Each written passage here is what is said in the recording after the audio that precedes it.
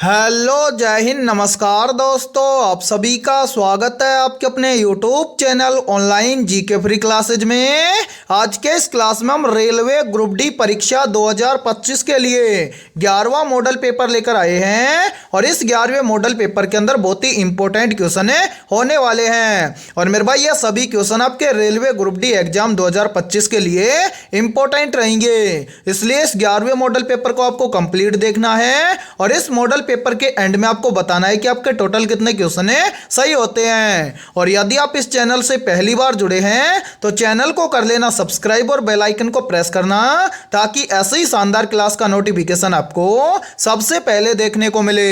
तो चलिए शुरू करते हैं आज के इस 11वें मॉडल पेपर को बिना देरी के। पहला प्रश्न है आप सभी के सामने। नीचे दिए गए प्रश्न में प्रश्न चिन्ह के स्थान पर आने वाली संबंधित संख्या को ज्ञात करें। यानी कि पहला प्रश्न आप सभी के सामने नंबर एनालॉजी से संबंधित प्रश्न दिया गया है और आपसे पूछा गया है कि इस प्रश्न चिन्ह के स्थान पर कौन सी संख्या आएगी। तो मेरे भाई इस टाइप के प्रश्न को आप एग्जाम में देखते ही फटाफट से कैसे सोल्व करेंगे, तो वो देखिए जब भी इस टाइप का प्रश्न आपको एग्जाम में दिया जाए तो आपको क्या करना है। सबसे पहले तो आपको यहां पर पता करना है कि 8 से यहां पर 25 से कैसे बना है। यानी कि जिस प्रकार से 8 से 25 बना है सेम इसी प्रकार से हम यहां पर बताएंगे कि 9 से इस प्रश्न चिन्ह के स्थान पर कौन सी संख्या आएगी। तो मेरे भाई यहां पर ध्यान से देखिए इस प्रश्न को किस लॉजिक के आधार पर सोल्व किया गया है। तो यहां पर देखिए यहां पर 8 से 25 कैसे बनेगा। तो यहां पर क्या किया गया है, इस 8 का सबसे पहले गुणा किया गया है 3 के साथ में। तो मेरे भाई 8 का गुणा 3 के साथ में करेंगे तो हो जाएगा 8 तिये 24। और ध्यान से देखिए यदि इस 24 के अंदर प्लस 1 कर दें तो 24 और 1 मिलकर बन जाएगा 25। और ध्यान से देखिए 25 यहां पर आप सभी के सामने दिया गया है। अब क्या करेंगे, यही सेम लॉजिक हम लगाएंगे इस 9 के अंदर और इस 9 से इस प्रश्न चिन्ह की वैल्यू ज्ञात करेंगे। तो करेंगे क्या, सेम इस 8 की तरह इस 9 का भी पहले तो कर देंगे 3 के साथ में गुणा। तो यहां पर देखिए 9 का गुणा 3 के साथ में करेंगे तो यहां पर आ जाएगा 9 तिये 27। और जिस प्रकार से 24 के अंदर प्लस 1 करके यहां पर 25 लिखा गया है सेम इसी प्रकार से 27 के अंदर यहां पर कर देंगे प्लस 1। तो 27 के अंदर प्लस 1 कर देंगे तो 27 और 1 हो जाएगा 28। यानी कि इस प्रश्न चिन्ह के स्थान पर संख्या भरी जाएगी 28। अब हमें देखना है कि 28 किसी ऑप्शन में है। तो हां सर 28 हमें दिया गया है ऑप्शन ए के अंदर है। तो पहले प्रश्न के अंदर ऑप्शन ए हो जाएगा सभी का करेक्ट आंसर है। तो उम्मीद करता हूं कि पहला प्रश्न आपको अच्छे से क्लियर हो गया होगा और जब भी इस टाइप का प्रश्न आपको एग्जाम में दिया जाएगा तो फटाफट से सोल्व कर लेंगे। ठीक है, तो चलिए फिर अगला प्रश्न देखते हैं। दूसरा प्रश्न है आप सभी के सामने। नीचे दिए गए प्रश्न में प्रश्न चिन्ह के स्थान पर आने वाली संबंधित संख्या को ज्ञात करें। यानी कि दूसरा प्रश्न भी आप सभी के सामने नंबर एनालॉजी से संबंधित प्रश्न दिया गया है और आपसे पूछा गया है कि इस प्रश्न चिन्ह के स्थान पर कौन सी संख्या आएगी। तो मेरे भाई इस प्रश्न चिन्ह की वैल्यू ज्ञात कैसे करेंगे, तो वो देखिए सॉल्यूशन देखने से पहले आपको क्या करना है, इस क्लास को रोकना है और इस प्रश्न को अपने स्तर से सोल्व करके कमेंट सेक्शन के अंदर कमेंट करके आपको बताना है कि इस प्रश्न चिन्ह के स्थान पर कौन सी संख्या आएगी। तो मैं उम्मीद करता हूं कि आपने इस प्रश्न को जरूर सोल्व किया होगा। तो आइए देखते हैं कि आपका आंसर क्या आया है। तो मेरे भाई इस टाइप के प्रश्न को आप एग्जाम में सोल्व कैसे करेंगे, तो देखिए सबसे पहले इस टाइप के प्रश्न में आपको यहां पर देखना है कि 14 से यहां पर 26 कैसे बना है। यानी कि जिस प्रकार से 14 से 26 बना है सेम इसी प्रकार से हम यहां पर बताएंगे कि 17 से इस प्रश्न चिन्ह के स्थान पर कौन सी संख्या आएगी। तो यहां पर देखिए 90% स्टूडेंट यहां पर बोलेंगे कि सर 14 से यहां पर 26 बन जाएगा कैसे। यदि हम क्या करें, इस 14 के अंदर यहां पर प्लस 12 कर दें तो 14 और 12 मिलकर बन जाएगा 26 और 26 यहां पर हमारे सामने दिया गया है। फिर हम क्या करेंगे, यही सेम लॉजिक हम लगाएंगे 17 के अंदर है और इस प्रश्न चिन्ह की वैल्यू ज्ञात करेंगे। तो करेंगे क्या, सेम इस 14 के अंदर जिस प्रकार से प्लस 12 करके यहाँ पर 26 लिखा गया है, सेम इसी प्रकार से इस 17 के अंदर भी हम क्या कर देंगे, प्लस 12 कर देंगे। तो मेरे भाई 17 और 12 मिलकर बन जाएगा कितना, 29। अब हमें देखना है कि 29 किसी ऑप्शन में है, तो ध्यान से देखिए किसी भी ऑप्शन के अंदर हमें 29 नहीं दिया गया है, यानी कि इस प्रश्न को हम इस लॉजिक के आधार पर सोल्व नहीं कर सकते हैं। तो ऐसी कंडीशन में हम क्या करेंगे, तो देखिए यदि प्रश्न एक लॉजिक से सोल्व ना हो तो आपको क्या करना है, दूसरा लॉजिक लगाना है। अब दूसरा लॉजिक आप कैसे लगाएंगे, तो जब आपको दूसरा लॉजिक याद होगा तो आप दूसरे लॉजिक के आधार पर इस टाइप के प्रश्न को आसानी से सोल्व कर सकते हैं। तो यहां पर देखिए मेरे भाई इस प्रश्न को दूसरे लॉजिक के आधार पर कैसे सोल्व किया गया है, तो वो देखिए यहां पर देखिए, यहां पर 14 से 26 बनाया गया है। कैसे, तो क्या किया गया है, सबसे पहले इस 14 का किया गया है 2 गुना। तो मेरे भाई यहां पर देखिए 14 का 2 गुना कितना होता है, तो आप सभी को पता है कि 14 का 2 गुना होता है 28, और इस 28 में से -2 करके यहां पर लिखा गया है 26। और ध्यान से देखिए 26 यहां पर आप सभी के सामने दिया गया है। अब क्या करेंगे, यही सेम लॉजिक हम लगाएंगे 17 के अंदर और इस प्रश्न चिन्ह की वैल्यू ज्ञात करेंगे। तो करेंगे क्या, सेम इस 14 का जिस प्रकार से 2 गुना किया गया है, इसी प्रकार से सबसे पहले तो इस 17 का हम करेंगे 2 गुना। तो मेरे भाई यहां पर देखिए 17 का 2 गुना कितना होता है, तो आप सभी को पता है कि 17 का 2 गुना होता है 34। और जिस प्रकार से यहां पर 14 का 2 गुना करके कितना आया था 28, और 28 में से -2 करके यहां पर लिखा गया है 26। तो इसी प्रकार से हमने भी क्या किया, सबसे पहले किया 17 का 2 गुना, 17 का 2 गुना होता है 34। अब इस 34 में से भी हम क्या कर देंगे, -2 कर देंगे। तो 34 में से -2 कर देंगे तो यहां पर बच जाएगा 32, यानी कि इस प्रश्न चिन्ह के स्थान पर संख्या भरी जाएगी 32।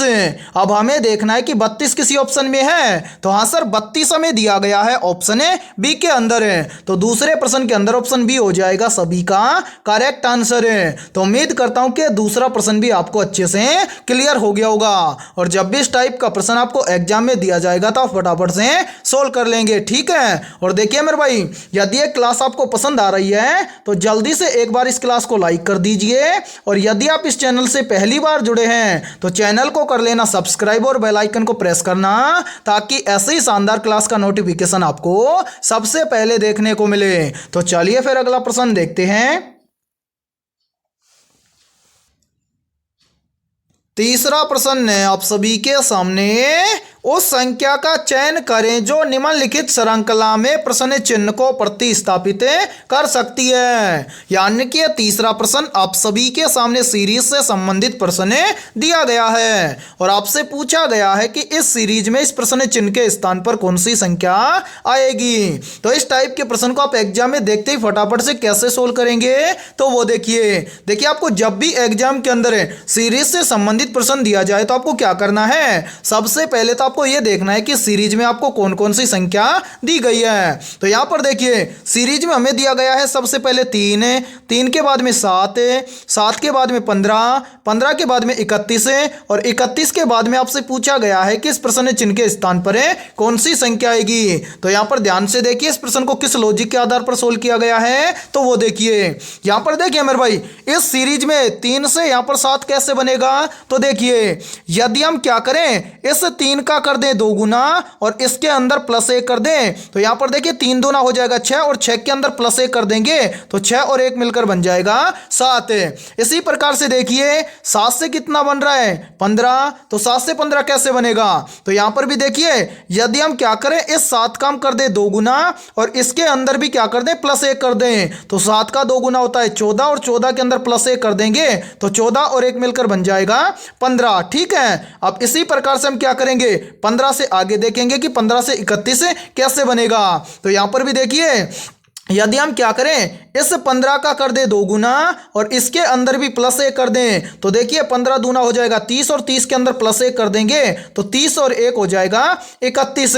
अब इसी प्रकार हमसे पूछा गया है कि 31 से इस प्रश्न चिन्ह के स्थान पर कौन सी संख्या आएगी। तो यहां पर भी हम क्या करेंगे मेरे भाई, इस 31 से इस प्रश्न चिन्ह की वैल्यू ज्ञात करने के लिए इस 31 का हम कर देंगे सबसे पहले तो 2 गुना और इसके अंदर भी यहां पर कर देंगे +1। तो यहां पर ध्यान से देखिए 31 का 2 गुना होता है 62 और 62 के अंदर +1 कर देंगे तो 62 और 1 मिलकर बन जाएगा 63। यानी कि इस प्रश्न चिन्ह के स्थान पर संख्या भरी जाएगी 63। अब हमें देखना है कि 63 किसी ऑप्शन में है, तो हाँ सर 63 हमें दिया गया है ऑप्शन ए बी के अंदर है, तो तीसरे प्रश्न के अंदर ऑप्शन बी हो जाएगा सभी का करेक्ट आंसर है। तो उम्मीद करता हूं कि तीसरा प्रश्न भी आपको अच्छे से क्लियर हो गया होगा, और जब भी इस टाइप का प्रश्न आपको एग्जाम में दिया जाएगा तो फटाफट से सोल्व कर लेंगे। और मेरे भाई यहां पर देखिए आप सभी के लिए बहुत ही इंपॉर्टेंट सूचना है, यदि आप पहली बार में रेलवे ग्रुप डी एग्जाम 2025 को क्रैक करना चाहते हैं तो हमने आपके रेलवे ग्रुप डी एग्जाम 2025 के लिए GK, GS, mathematics, science, current affairs और रीजनिंग के लगभग 21,000 प्लस मोस्ट इंपोर्टेंट क्वेश्चनों का पीडीएफ तैयार किया है। यदि आप ये 21,000 प्लस क्वेश्चनों का पीडीएफ लेना चाहते हैं तो आप हमारे इस व्हाट्सएप नंबर पर कांटेक्ट करके ले सकते हैं। और इस पीडीएफ की प्राइस हमने रखी है मात्र और मात्र 51 रुपए, यानी कि 51 रुपए की फीस के अंदर आपको 21,000 प्लस मोस्ट इंपोर्टेंट क्वेश्चनों का पीडीएफ दिया जाएगा। और मेरे भाई इस पीडीएफ को हमने टॉपिक वाइज कवर किया है, और आपको करना क्या है, इस व्हाट्सएप नंबर पर कांटेक्ट करके इस पीडीएफ को ले लेना है और अपनी तैयारी को मजबूत बना लेना है, क्योंकि ये 21,000 प्लस क्वेश्चन है आपके रेलवे ग्रुप डी एग्जाम 2025 के लिए रामबाण साबित होने वाले हैं। तो मेरे भाई इस व्हाट्सएप नंबर पर कांटेक्ट करके 21,000 प्लस क्वेश्चनों को लेकर अपनी तैयारी को मजबूत कर लीजिए, ताकि आप पहली बार के अंदर रेलवे ग्रुप डी एग्जाम के अंदर सिलेक्शन ले पाए। ठीक है, तो चलिए फिर अगला प्रश्न देखते हैं।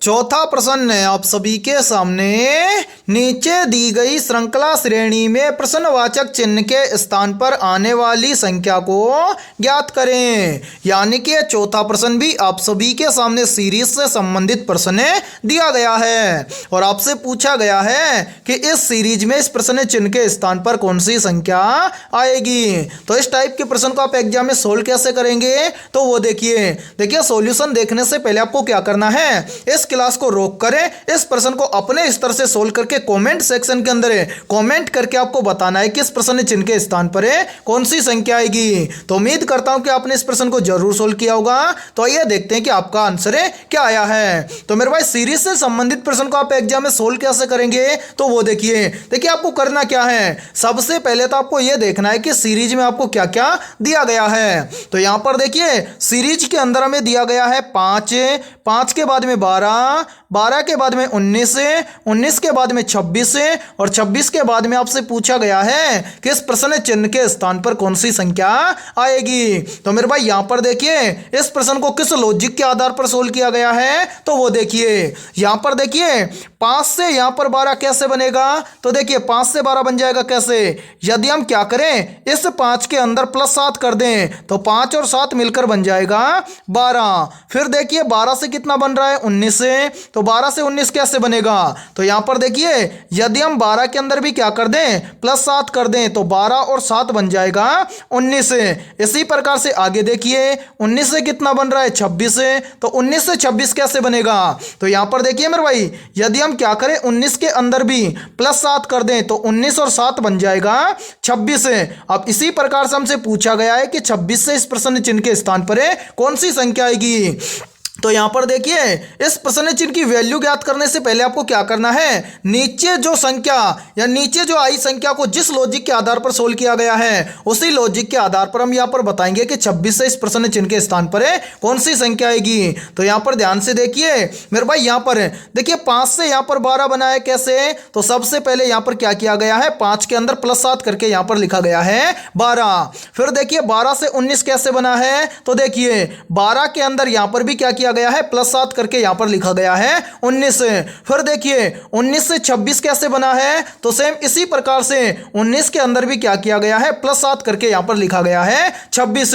तो मैं उम्मीद करता हूं कि आप 26 से आप यहां पर बता दोगे कि इस प्रश्न चिन्ह के स्थान पर कौन सी संख्या आएगी। तो मेरे भाई इसी प्रकार से हम क्या करेंगे इस 26 के अंदर भी कंटिन्यू क्या कर देंगे +7 कर देंगे, तो 26 और 7 कितना हो जाएगा, तो मेरे भाई 26 और 7 हो जाएगा 33। यानी कि इस प्रश्न प्रश्न चिन्ह के स्थान पर संख्या भरी जाएगी 33। अब हमें देखना है कि संख्या 33 किसी ऑप्शन में है। तो हाँ सर, संख्या 33 हमें दी गई है, ऑप्शन है बी के अंदर है। तो चौथे प्रश्न के अंदर ऑप्शन बी हो जाएगा सभी का करेक्ट आंसर है। तो उम्मीद करता हूं कि चौथा प्रश्न भी आपको अच्छे से क्लियर हो गया होगा। और जब भी इस टाइप का प्रश्न आपको एग्जाम में दिया जाएगा तो आप फटाफट से सोल्व कर लेंगे। ठीक है, तो चलिए फिर अगला प्रश्न देखते हैं। पांचवा प्रश्न है आप सभी के सामने, यदि A double P L E को E L double P A के रूप में कोड किया जाता है तो O R A N G ई को कैसे कोड किया जाएगा। यानी कि पांचवा प्रश्न आप सभी के सामने कोडिंग डिकोडिंग से संबंधित प्रश्न दिया गया है। तो मेरे भाई कोडिंग डिकोडिंग से संबंधित प्रश्न को आप एग्जाम में देखते ही फटाफट से कैसे सोल्व करेंगे, तो वो देखिए आपको जब भी एग्जाम के अंदर कोडिंग डिकोडिंग से संबंधित प्रश्न दिया जाए तो आपको क्या करना है। सबसे पहले तो आपको यहां पर देखना है कि यहां पर ए डबल पी एल ई को यहां पर ई एल डबल पी ए के रूप में कैसे लिखा गया है। फिर इसी प्रकार से हम यहां पर बताएंगे कि O R A N G ई को कैसे लिखा जाएगा। तो सबसे पहले मेरे भाई यहां पर थोड़ा सा ध्यान से देखिए सबसे पहले हमें यहां पर पता करना है कि ए डबल पी एल ई इसको क्या लिखा गया है। तो इसको लिखा गया है ई एल डबल पी ए। तो आपको करना क्या है, सबसे पहले आपको यहां पर देखना है कि ए डबल पी एल ई को यहां पर ई एल डबल पी ए कैसे लिखा गया है। तो मेरे भाई यहां पर थोड़ा सा ध्यान से देखिए यहां पर देखिए जो ये ई है ये लास्ट में है, लेकिन इसी लास्ट के ई को यहां पर फर्स्ट के अंदर लिखा गया है। ठीक है, इसी प्रकार से देखिए यहां पर ई से पहले क्या है एल, तो यहां पर देखिए इस एल को यहां पर इस ई के जस्ट आगे लिखा गया है। फिर ध्यान से देखिए एल से पीछे क्या है पी है, तो यहां पर देखिए पी को यहां पर लिखा गया है एल से आगे। फिर देखिए मेरे भाई पी से पहले क्या है पी, तो इस पी को इस पी के क्या लिखा गया है आगे लिखा गया है। फिर यहां पर देखिए पी से पहले क्या है ए, यानी कि ए सबसे पहले है लेकिन इस ए को लिखा गया है सबके लास्ट में। अब यहां पर आप आसानी से बता सकते हैं कि O R A N G ई को क्या लिखा जाएगा। तो हाँ सर, हम बिल्कुल बता सकते हैं कि O R A N G ई को कैसे लिखा जाएगा। तो मेरे भाई हम करेंगे क्या, जो इस शब्द के अंदर अल्फाबेट लेटर दिए गए हैं उन सभी को हम क्या करेंगे लास्ट से शुरू करेंगे, और जो दूसरा शब्द बनेगा उसके फर्स्ट के अंदर लास्ट के लेटर को लिखेंगे। तो यहां पर देखिए मेरे भाई सबसे पहले तो इसको यहां पर देखिए, यहां पर क्या है, यहां पर है ओ, उसके बाद में है आर, ठीक है, उसके बाद में क्या है ए, फिर क्या है उसके बाद में है एन, फिर है जी और इसके बाद में है ई। अब मेरे भाई हम करेंगे क्या, सबसे पहले तो यहां पर क्या करेंगे, इस शब्द को ध्यान से देखिए और हम करेंगे क्या, इस लास्ट के लेटर से अगला लेटर ज्ञात करना शुरू करेंगे। तो देखिए सबसे पहले हम लिखेंगे किसको, ई को। तो यहां पर हम लिख देते हैं मेरे भाई, सबसे पहले हम लिखेंगे ई को, फिर ई के जस्ट आगे लिखेंगे जी को। ठीक है, तो यहां पर देखिए ई के जस्ट आगे हम लिख देते हैं जी, फिर जी के बाद में हम लिखेंगे एन को, तो यहां पर जी के बाद में हम लिख देंगे एन को, फिर देखिए एन के आगे हम लिखेंगे ए को, तो यहां पर एन के बाद में हम लिख देंगे ए को। ठीक है, फिर देखिए आर, ए के बाद में क्या लिखेंगे आर को, तो यहां पर हम लिख देते हैं आर को, और जो देखिए पहला लेटर है उसको लास्ट में लिखा गया था तो इस ओ को हम लिख देंगे लास्ट में, तो यहां पर लिखा जाएगा ओ। अब हमें देखना है कि E N G N A R O ये सभी अल्फाबेट लेटर में किस ऑप्शन के अंदर दिए गए हैं। तो मेरे भाई ध्यान से देखिए ये सभी अल्फाबेट लेटर आपको कहां पर दिए गए हैं, ऑप्शन ए के अंदर दिए गए हैं। तो पांचवें प्रश्न के अंदर ऑप्शन ए हो जाएगा सभी का करेक्ट आंसर है, यानी कि O R A N G ई को यहां पर लिखा जाएगा ई जी एन ए आर ओ। तो यहां पर पांचवें प्रश्न के अंदर करेक्ट आंसर हो जाएगा सभी अभ्यर्थियों का ऑप्शन है ए। तो उम्मीद करता हूं कि पांचवा प्रश्न भी आपको अच्छे से क्लियर हो गया होगा, और जब भी इस टाइप का प्रश्न आपको एग्जाम में दिया जाएगा तो आप देखते ही फटाफट से सोल्व कर दोगे। ठीक है, तो चलिए फिर अगला प्रश्न देखते हैं। छठा प्रश्न है आप सभी के सामने, निम्न में से किस प्रकार की चट्टानों में जीवाश्म पाए जाते हैं। मोस्ट इंपोर्टेंट प्रश्न है ये।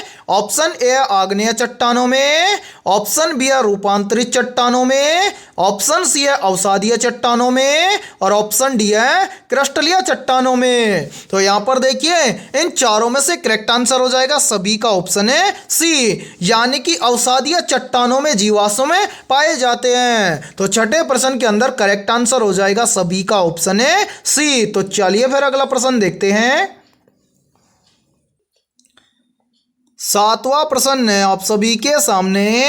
हाल ही में वैज्ञानिकों ने किस तत्व को रोमांचक सुपर कंडक्टर के रूप में पहचाना है? तो यहां पर देखिए इन चारों में से करेक्ट आंसर हो जाएगा सभी का ऑप्शन है ए, यानी कि इन सभी में से लैंथेनम हाइड्राइड तत्व को वैज्ञानिकों ने रोमांचक सुपर कंडक्टर के रूप में पहचाना है। तो मेरे भाई सातवें प्रश्न के अंदर करेक्ट आंसर हो जाएगा सभी का ऑप्शन है ए। और यह बहुत ही इंपॉर्टेंट प्रश्न है, चाहे तो आप इस प्रश्न का स्क्रीनशॉट भी ले सकते हैं। और देखिए यदि ये क्लास आपको पसंद आ रही है तो जल्दी से एक बार इस क्लास को लाइक कर दीजिए। और यदि आप इस चैनल से पहली बार जुड़े हैं तो चैनल को कर लेना सब्सक्राइब और बेल आइकन को प्रेस करना, ताकि ऐसी शानदार क्लास का नोटिफिकेशन आपको सबसे पहले देखने को मिले। और मेरे भाई इस क्लास के अंदर आपको एंड तक बने रहना है, क्योंकि इस क्लास के अंदर बहुत ही इंपॉर्टेंट क्वेश्चन होने वाले हैं। और आपके रेलवे ग्रुप डी एग्जाम 2025 के अंदर भी सेम इसी लेवल के क्वेश्चन पूछे जाएंगे। और इस क्लास के एंड में आपको बताना है कि आपके टोटल कितने क्वेश्चन सही होते हैं। ठीक है, तो चलिए फिर अगला प्रश्न देखते हैं। आठवां प्रश्न है आप सभी के सामने।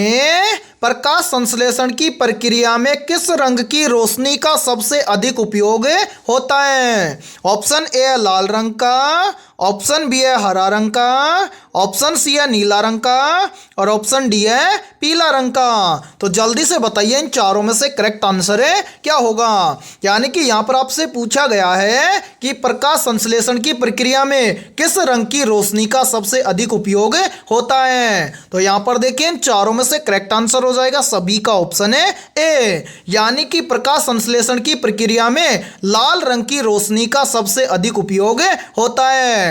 तो आठवें प्रश्न के अंदर करेक्ट आंसर हो जाएगा सभी का ऑप्शन है ए। तो चलिए फिर अगला प्रश्न देखते हैं।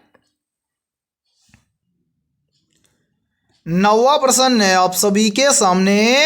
निम्नलिखित में से ओजोन परत किस मंडल में स्थित है? ऑप्शन ए है क्षोभ मंडल में, ऑप्शन बी है समताप मंडल में, ऑप्शन सी है मध्य मंडल में और ऑप्शन डी है आयन मंडल में। तो यहां पर देखिए इन चारों में से करेक्ट आंसर हो जाएगा सभी का ऑप्शन है बी, यानी कि ओजोन परत समताप मंडल में स्थित है। तो नौवें प्रश्न के अंदर करेक्ट आंसर हो जाएगा सभी का ऑप्शन है बी। और मेरे भाई यहां पर देखिए एक प्रश्न और भी पूछा जाता है कि सूर्य से आने वाली पराबैंगनी किरणों को कौन सी परत रोकती है? तो याद रखना सूर्य से आने वाली पराबैंगनी किरणों को रोकने वाली परत है ओजोन परत। ठीक है, और इस प्रश्न का करेक्ट आंसर हो जाएगा सभी का ऑप्शन है बी। तो चलिए फिर अगला प्रश्न देखते हैं। 10वां प्रश्न है आप सभी के सामने। मानव जीनोम परियोजना का मुख्य उद्देश्य क्या था? मोस्ट इंपोर्टेंट प्रश्न है ये। ऑप्शन ए है मानव डीएनए का अनुक्रमण करना, ऑप्शन बी है नई बीमारियों का इलाज ढूंढना, ऑप्शन सी है अंग प्रत्यारोपण को सरल बनाना और ऑप्शन डी है कृत्रिम अंग का विकास करना। तो मेरे भाई यहां पर देखिए इन चारों में से करेक्ट आंसर हो जाएगा सभी का ऑप्शन है ए, यानी कि मानव जीनोम परियोजना का मुख्य उद्देश्य था मानव डीएनए का अनुक्रमण करना। तो 10वें प्रश्न के अंदर करेक्ट आंसर हो जाएगा सभी का ऑप्शन है ए। तो चलिए फिर अगला प्रश्न देखते हैं। 11वां प्रश्न है आप सभी के सामने। भारतीय संविधान में अनुच्छेद 110 किससे संबंधित है? ऑप्शन ए है वित्त विधेयक से, ऑप्शन बी है राष्ट्रपति के आपातकालीन अधिकार से और ऑप्शन सी है राज्यसभा की शक्तियों से और मेरे भाई ऑप्शन डी है न्यायपालिका की स्वतंत्रता से। तो यहां पर देखिए इन चारों में से करेक्ट आंसर हो जाएगा सभी का ऑप्शन है ए, यानी कि भारतीय संविधान में अनुच्छेद 110 संबंधित है वित्त विधेयक से। तो 11वें प्रश्न के अंदर करेक्ट आंसर हो जाएगा सभी का ऑप्शन है ए। तो चलिए फिर अगला प्रश्न देखते हैं। 12वां प्रश्न है आप सभी के सामने। डिस्प्ले स्क्रीन का आविष्कार किसने किया था। या फिर देखिए इस प्रश्न को एग्जाम में ऐसे भी पूछ लिया जाता है कि डिस्प्ले स्क्रीन का आविष्कार किस वैज्ञानिक ने किया था। तो यहां पर देखिए इन चारों में से करेक्ट आंसर हो जाएगा सभी का ऑप्शन है बी, यानी कि डिस्प्ले स्क्रीन का आविष्कार किया था वैज्ञानिक जॉन लोगी बेयर्ड ने। तो 12वें प्रश्न के अंदर करेक्ट आंसर हो जाएगा सभी का ऑप्शन है बी। तो चलिए फिर अगला प्रश्न देखते हैं। 13वां प्रश्न है आप सभी के सामने, बेकिंग सोडा का रासायनिक नाम क्या है। ऑप्शन ए है सोडियम हाइड्रोक्साइड, ऑप्शन बी है सोडियम बाइकार्बोनेट, ऑप्शन सी है सोडियम क्लोराइड और ऑप्शन डी है कैल्शियम कार्बोनेट। तो यहां पर देखिए इन चारों में से करेक्ट आंसर हो जाएगा सभी का ऑप्शन है बी, यानी कि बेकिंग सोडा का रासायनिक नाम होता है सोडियम बाइकार्बोनेट। तो 13वें प्रश्न के अंदर करेक्ट आंसर हो जाएगा सभी का ऑप्शन है बी। तो चलिए फिर अगला प्रश्न देखते हैं। 14वां प्रश्न है आप सभी के सामने, हाइड्रोजन बम किस सिद्धांत पर आधारित है। ऑप्शन ए है परमाणु विखंडन अभिक्रिया पर है, ऑप्शन बी है परमाणु संलयन अभिक्रिया पर है, ऑप्शन सी है रेडियोधर्मिता पर है और ऑप्शन डी है आयनीकरण पर है। तो जल्दी से बताइए इन चारों में से करेक्ट आंसर है क्या होगा। आपसे पूछा गया है कि हाइड्रोजन बम किस सिद्धांत पर आधारित है। तो मेरे भाई यहां पर देखिए इन चारों में से करेक्ट आंसर हो जाएगा सभी का ऑप्शन है बी, यानी कि हाइड्रोजन बम परमाणु संलयन सिद्धांत पर आधारित है। और मेरे भाई देखिए इस प्रश्न को एग्जाम में ऐसे भी पूछ लिया जाता है कि हाइड्रोजन बम किस यानी कि किस अभिक्रिया पर आधारित है, या फिर जो हाइड्रोजन बम होता है इसके अंदर कौन सी अभिक्रिया होती है। तो मेरे भाई याद रखना इस प्रश्न को चाहे कैसे भी घुमा के पूछ ले, हाइड्रोजन बम परमाणु संलयन अभिक्रिया पर ही कार्य करता है। तो 14वें प्रश्न के अंदर करेक्ट आंसर हो जाएगा सभी का ऑप्शन है बी। तो चलिए फिर अगला प्रश्न देखते हैं। 15वां प्रश्न है आप सभी के सामने, सबसे छोटा कण जो किसी रासायनिक प्रतिक्रिया में भाग ले सकता है उसे क्या कहते हैं। ऑप्शन ए है परमाणु, ऑप्शन बी है अणु, ऑप्शन सी है इलेक्ट्रॉन और ऑप्शन डी है प्रोटॉन। तो जल्दी से बताइए इन चारों में से करेक्ट आंसर है क्या होगा। आपसे पूछा गया है कि सबसे छोटा कण जो किसी रासायनिक प्रतिक्रिया में भाग ले सकता है उसे क्या कहते हैं। तो मेरे भाई यहां पर देखिए इन चारों में से करेक्ट आंसर हो जाएगा सभी का ऑप्शन है ए, यानी कि सबसे छोटा कण जो किसी रासायनिक प्रतिक्रिया में भाग ले सकता है उसे कहते हैं परमाणु। तो करेक्ट आंसर हो जाएगा 15वें प्रश्न के अंदर सभी का ऑप्शन है ए। तो चलिए फिर अगला प्रश्न देखते हैं। 16वां प्रश्न है आप सभी के सामने, किस ग्रह के वायुमंडल में मुख्य रूप से मीथेन गैस पाई जाती है। मोस्ट इंपोर्टेंट प्रश्न है ये, चाहे तो आप इस प्रश्न का स्क्रीनशॉट भी ले सकते हैं। आपसे पूछा गया है कि किस ग्रह के वायुमंडल में मुख्य रूप से मीथेन गैस पाई जाती है। तो यहां पर देखिए इन चारों में से करेक्ट आंसर हो जाएगा सभी का ऑप्शन है सी, यानी कि इन सभी में से जो यूरेनस ग्रह है इसके वायुमंडल में मुख्य रूप से मीथेन गैस पाई जाती है। तो 16वें प्रश्न के अंदर करेक्ट आंसर हो जाएगा सभी का ऑप्शन है सी। तो चलिए फिर अगला प्रश्न देखते हैं। 17वां प्रश्न है आप सभी के सामने, अंतरिक्ष यान वाइजर प्रथम किस ग्रह के अध्ययन के लिए भेजा गया था। ऑप्शन ए है बृहस्पति और शनि ग्रह के अध्ययन के लिए, ऑप्शन बी है मंगल ग्रह और शुक्र ग्रह के अध्ययन के लिए और ऑप्शन सी है नेपच्यून ग्रह और यूरेनस ग्रह के लिए और ऑप्शन डी है केवल शनि ग्रह के लिए। तो मेरे भाई यहां पर देखिए इन चारों में से करेक्ट आंसर हो जाएगा सभी का ऑप्शन है ए, यानी कि अंतरिक्ष यान वाइजर प्रथम बृहस्पति ग्रह और शनि ग्रह के अध्ययन के लिए भेजा गया था। तो 17वें प्रश्न के अंदर करेक्ट आंसर हो जाएगा सभी का ऑप्शन है ए। तो चलिए फिर अगला प्रश्न देखते हैं। 18वां प्रश्न है आप सभी के सामने, निम्नलिखित में से किसे हरित गृह कहा जाता है? या फिर देखिए इसी प्रश्न को एग्जाम में ऐसे घुमाकर भी पूछ लिया जाता है, पूछा जाता है कि हरित गृह के नाम से किसे जाना जाता है। तो यहाँ पर देखिए इन चारों में से करेक्ट आंसर हो जाएगा सभी का ऑप्शन है बी, यानी कि हरित गृह के नाम से जाना जाता है पृथ्वी को। तो 18वें प्रश्न के अंदर करेक्ट आंसर हो जाएगा सभी का ऑप्शन है बी। तो चलिए फिर अगला प्रश्न देखते हैं।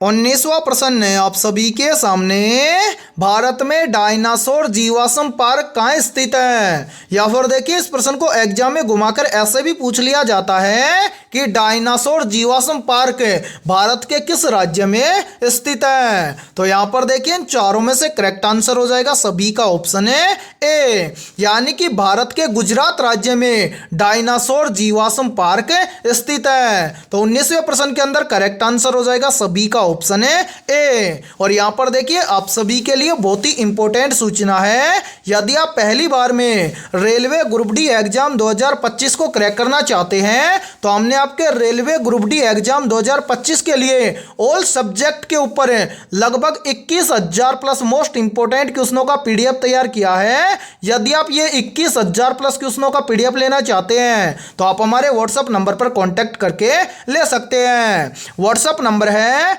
7374826893। ये हमारा व्हाट्सएप नंबर है। इस व्हाट्सएप नंबर पर आप कांटेक्ट करके इस पीडीएफ को ले सकते हैं। और इस पीडीएफ की प्राइस हमने रखी है मात्र और मात्र 51 रुपए, यानी कि 51 रुपए की फीस के अंदर आपको 21,000 प्लस मोस्ट इंपोर्टेंट क्वेश्चनों का पीडीएफ दिया जाएगा। और मेरे भाई मैं आपको ये गारंटी दिलाता हूं, यदि आप इन 21,000 प्लस क्वेश्चनों को अच्छे से तैयार कर लेते हो तो आप पहली बार के अंदर रेलवे ग्रुप डी एग्जाम 2025 को क्रैक कर जाओगे। तो जल्दी से जाइए और इस व्हाट्सएप नंबर पर कांटेक्ट करके इस पीडीएफ को ले लीजिए और अपनी तैयारी को बेहतर बना लीजिए। ठीक है, तो चलिए फिर अगला प्रश्न देखते हैं।